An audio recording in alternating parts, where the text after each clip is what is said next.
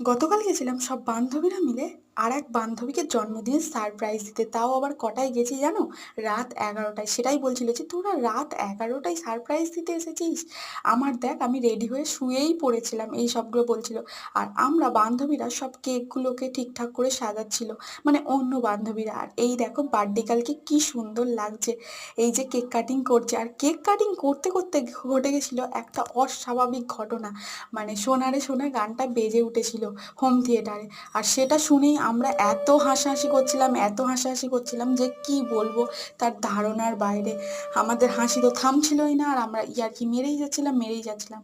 আর আরেকটা কথা বলি, যে তোমরা অনেকেই আমার ভিডিও দেখছো কিন্তু তোমরা সাবস্ক্রাইব করছো না। প্লিজ তোমরা সাবস্ক্রাইব করো। ভিউ হচ্ছে ভিডিওতে, কিন্তু তোমরা সাবস্ক্রাইব করছো না। ভিডিও দেখে চলে যাচ্ছ কেন? ভালো লাগছে না? তোমরা কমেন্টে জানাও যদি না ভালো লাগে, তাহলে আমি আরও ভালো করার চেষ্টা করব।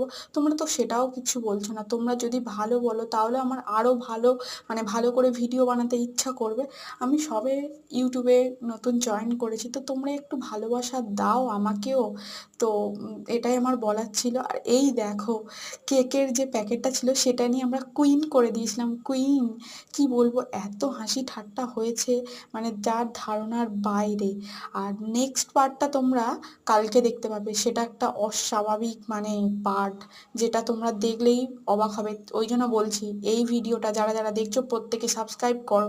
আর এই দেখো, আমাদের তরফ থেকে ছোট্ট একটা টি শার্ট। আর আমরা চলে এসেছিলাম ওপরে, আর বলছিলাম যে তাড়াতাড়ি জামা চেঞ্জ